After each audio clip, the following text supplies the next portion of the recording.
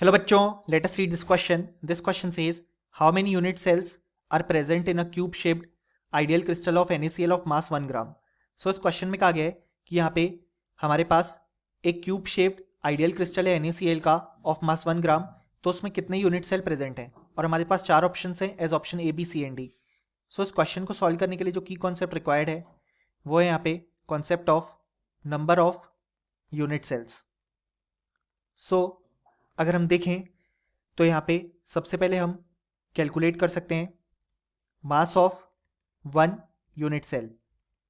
तो वो हमारे पास यहाँ पे हो जाएगा वॉल्यूम इनटू डेंसिटी, क्योंकि हम जानते हैं जो डेंसिटी होती है वो होती है मास अपॉन वॉल्यूम.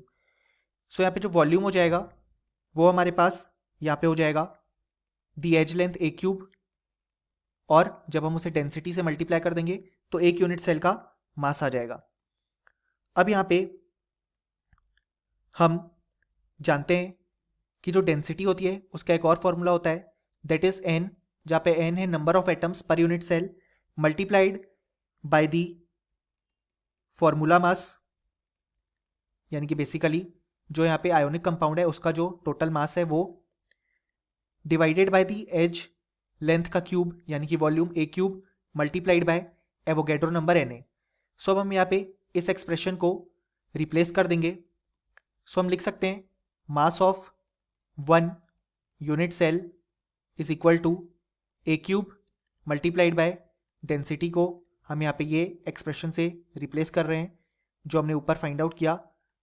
सो यहाँ पे जो हमारे पास ए क्यूब है वो कैंसिल आउट हो जाएगा.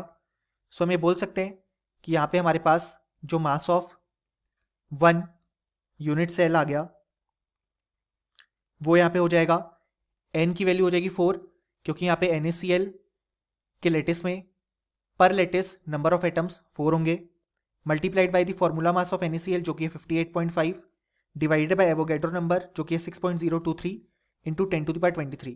सो यहाँ पे मास ऑफ 1 यूनिट सेल निकल के आएगा 38.87 divided by 10⁻23 gram.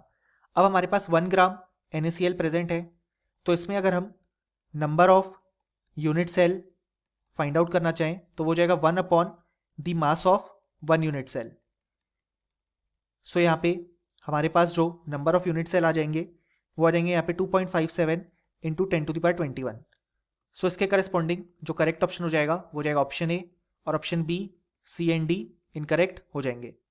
So finally हमें बोल सकते हैं कि इस क्वेश्चन के लिए हमारे पास जो करेक्ट आंसर आ गया वो यहाँ पे हमारे पास आ गया option A. Hope you understood it well. Best of luck.